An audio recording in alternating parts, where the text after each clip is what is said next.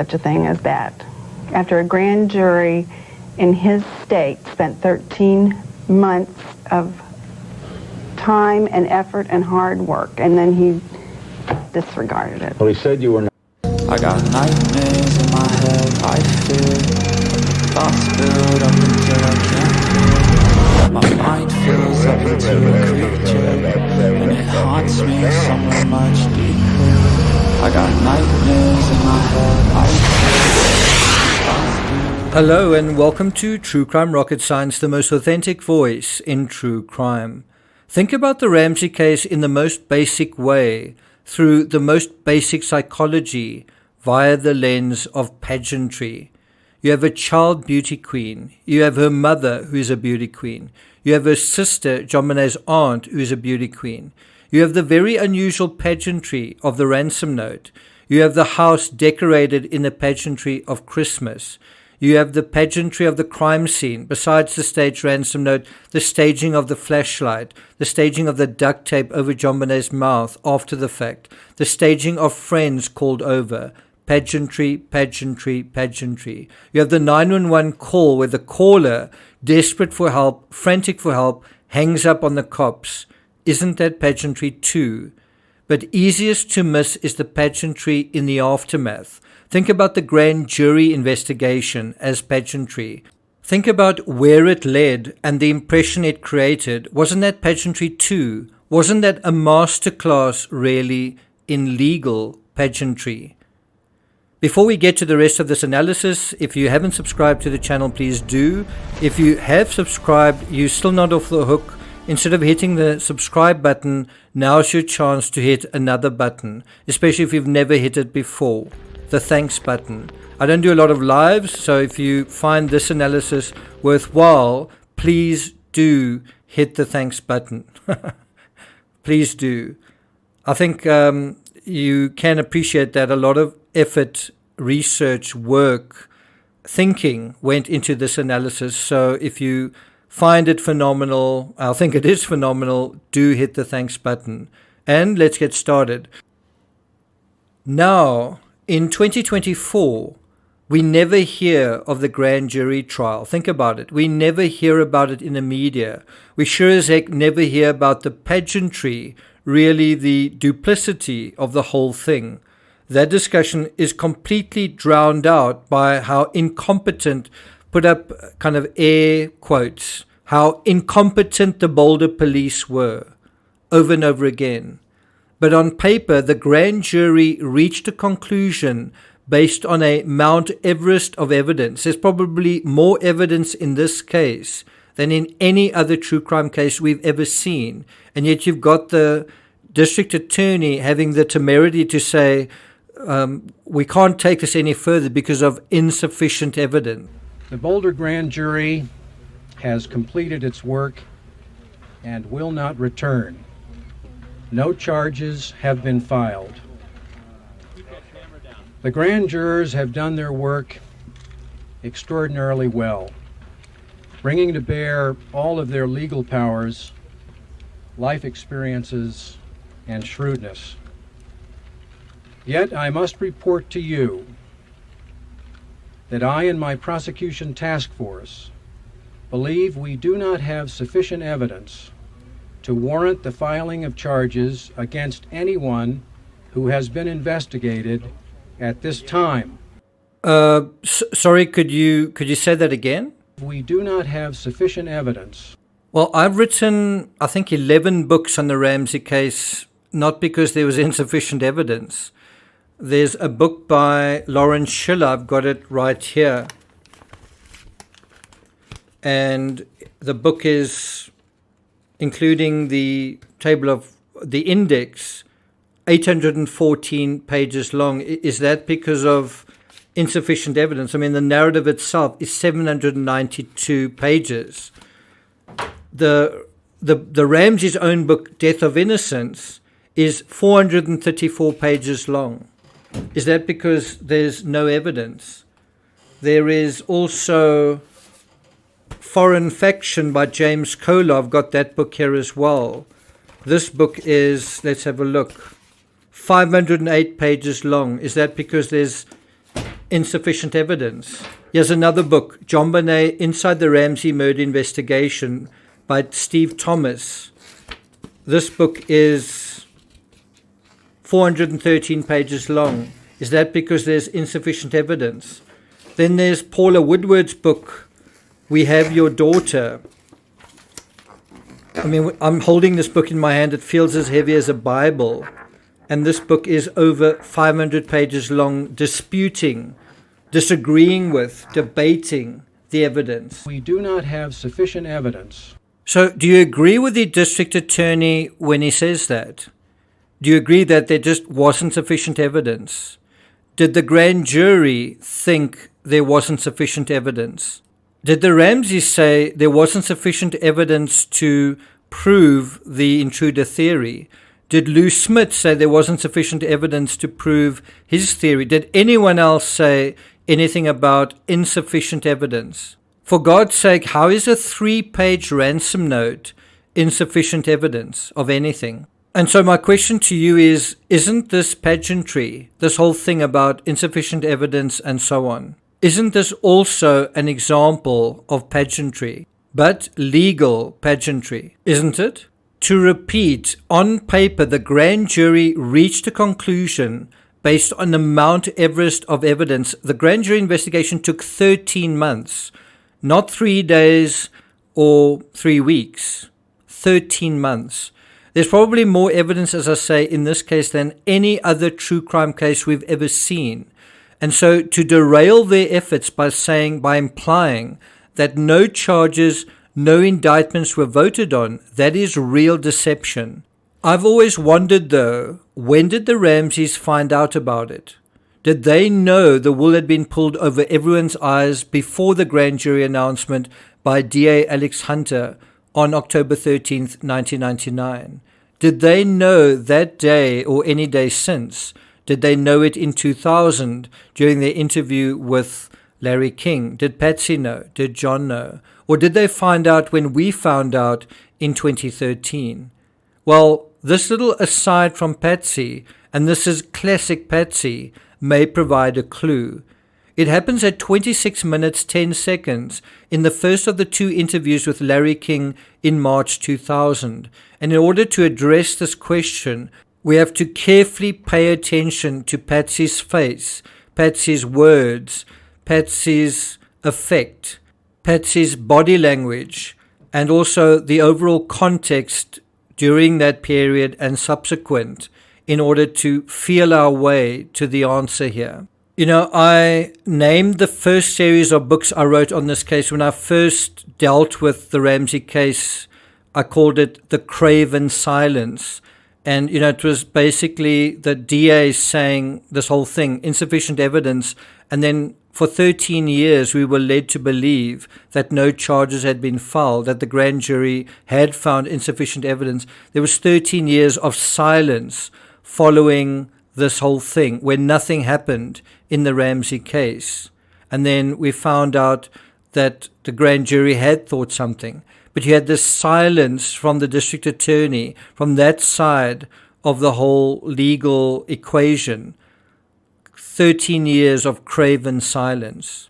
And so if we go back in time to that interview with Larry King in March 2000, after a stuttering start, more than 20 minutes into that interview, the Ramseys start getting really warmed up, and Patsy herself is getting really revved up.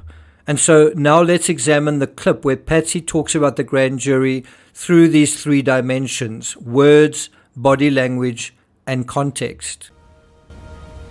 Are you sure you want to hear this? Number 1, words. Such a thing as that. After a grand jury in his state spent 13 months of time and effort and hard work, and then he disregarded it. Well, he said you were. Well, let's slow that down and look at what she says. She says, after a grand jury in his state spent 13 months of time and effort and hard work on what? On insufficient evidence. And then Patsy flaps her hand. And then she looks into the camera. And then she says, disregarded it. Think about how Patsy's an eloquent lady. You know, she studied journalism. She's a great communicator. Look how she kind of just runs out on what she's trying to say. She talks about 13 months of time and effort and hard work, and then she just sort of runs out. What her statement just sort of washes out. 13 months of time and effort and hard work, and then she sort of flaps her hand, looks into the camera, doesn't seem to know what to say, disregarded it. Now, notice Patsy doesn't really make a statement here. She doesn't say on television, the grand jury didn't indict us. But imagine if she had. And imagine if she'd said that and a juror was watching. This could prompt an indignant response. She also doesn't say that they were indicted. But of course, we can't be sure if the Ramseys would have known that in 2000 at the time of this interview or not. Did they? Now, one thing I want you to think about is how the district attorney first flatters the jury. Bear in mind, they're watching this as well. Flatters the jury before saying what he says. He first compliments them, flatters them, reassures them, you did a good job, and then says what he says. The grand jurors have done their work extraordinarily well, bringing to bear all of their legal powers, life experiences, and shrewdness. Yet I must report to you that I and my prosecution task force believe we do not have sufficient evidence. But how can you have a grand jury investigation going on for 13 months if you didn't think there was sufficient evidence? How can you, and this was DA Alex Hunter, how can you basically hire a guy like Lou Smith, a detective with all of this experience, because you don't think there's a case to begin with? Isn't that a little disingenuous? Now I want to play that again. Listen again to how Patsy starts off quite assertively, name-dropping the grand jury. She's quite cocksure of herself. And then she seems to hesitate, and her statement seems to sort of peter out. Such a thing as that. After a grand jury in his state spent 13 months of time and effort and hard work, and then he disregarded it. Well, he said you. Do you notice as she sort of abandons what she's saying, she uses the word disregarded it? Those are the words Patsy's choosing and using when she's thinking of the grand jury. And make no mistake, the grand jury trial was an investigation into them, into these two people doing this interview to sell their book on Larry King. It was to investigate them, the Ramseys, as suspects in the death of their daughter. What's also interesting is that Alex Hunter doesn't mention the people who were investigated. To warrant the filing of charges against anyone who has been investigated at this time. So who was being investigated here? Is that a mystery? Well, the Ramseys in their own book know that they were under investigation. We know that the police questioned them repeatedly, and we know what the police thought. So why this subterfuge from the district attorney? We know that it was the Ramseys. We also know the grand jury knew who was the target of the whole thing. I mean, who was named in the indictments? John Ramsey and Patsy Ramsey. And so the whole point was investigate them as suspects in the death of their daughter. Now think of those words, disregarded it. What words would you use to describe what we know the DA did in terms of the 4 grand jury indictments? One news agency described DA Hunter ignoring the indictments. Another described Hunter's actions as refusing to sign the indictments, something that is very irregular, very rare amongst U.S. district attorneys. And yet Patsy's word is really the perfect word for what the DA did, because he disregarded the grand jury's decision. Another interesting word Patsy uses is the word work, referring to the grand jury's work. Let's listen again. Such a thing as that. After a grand jury in his state spent 13 months of time and effort and hard work. And then he... But do you notice this is also the word Alex Hunter used, that the grand jury had finished their work? The grand jurors have done their work. The Boulder grand jury has completed its work. Did you know the Ramseys also use the same word, work, twice in their chapters on the grand jury, on page 369 and 355 in their book, The Death of Innocence, and that is besides the third reference where they quote Alex Hunter verbatim in their book, repeating his saying, the grand jury has finished their work. Page 355, which precedes the narrative of the grand jury announcement by around 15 pages, also uses that precise turn of phrase, finish its work. That's in their own narrative. There are other statements in the Ramsey's book, Death of Innocence, dealing with the grand jury that also provide additional context and insight into this question. What did the Ramseys know about the grand jury decision, and when did they know it? Is the italicized text above accurate? We had not been indicted! Exclamation mark. Number 2, body language. We get an additional perspective into Patsy's mind, perhaps into her heart as well, when we pay attention to non-verbal cues, when we listen to her tone of voice, but even more when we observe her cocksure composure on television when she talks about the grand jury. She beams, she smiles, she looks straight into the camera, she waves her hand, her head bobs and nods, shakes, and does a sort of cocksure circle. Watch this. Such a thing as that. After a grand jury in his state spent 13 months of time and effort and hard work, and then he disregarded it. Well, he said... Now let's watch the same thing with the sound off.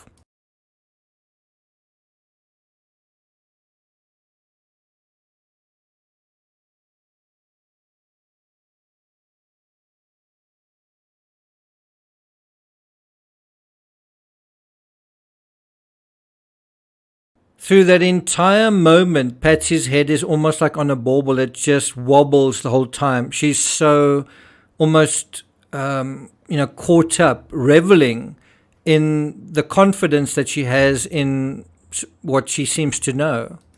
She even, slightly out of picture, Patsy also thumps Larry's desk with her hand or fist for emphasis. Do you notice Patsy's body language is extremely confident, while her words are cautious and carefully chosen? Why? And that brings us to number 3, context. Context is everything, isn't it? Larry's next question is to John, and it's about cooperation. He said you were not cooperative. Well, I don't know how you could say that. I wrote a letter over 2 years ago to Alex Hunter, and I said, you need to understand, Mr. Hunter, we have no confidence or trust in the Boulder police. Now, if you think about it, it's another snow, no snow situation. Patsy's handwriting, definitely not Patsy's handwriting situation. Serious bedwetting, I don't even remember anything about bedwetting situation. Either the Ramseys cooperated or they didn't. Either there was snow or there was no snow. Either it's Patsy's handwriting or it's not Patsy's handwriting. Either there was serious bedwetting or there wasn't. Either the Ramseys cooperated or they didn't. Well, what do you think the Boulder police have to say about that? And think about the idea of cooperation and pageantry. In fact, in the Ramsey's book, they've got a whole chapter titled A Chronicle of Cooperation. Instead of staying in Boulder and talking to the cops, they leave and they talk to CNN. Again, think about the idea of cooperation and pageantry. Think about the idea of cooperation, and only here, 3 years after the fact, do they think about doing a polygraph. Steve Thomas did mention it to Patsy during that very first interview in 1997. Context is everything, isn't it? But also think about the context of the grand jury findings, which came out on October 13, 1999. And within 6 months, the Ramseys are on television. This is March 27, 2000, promoting a book about their innocence. Even to a guy like me, that's cold.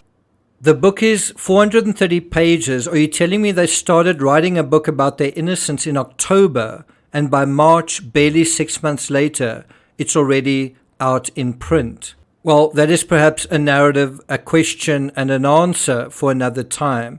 I'm not going to take it further than that. Thank you for listening, and I'll see you guys next time.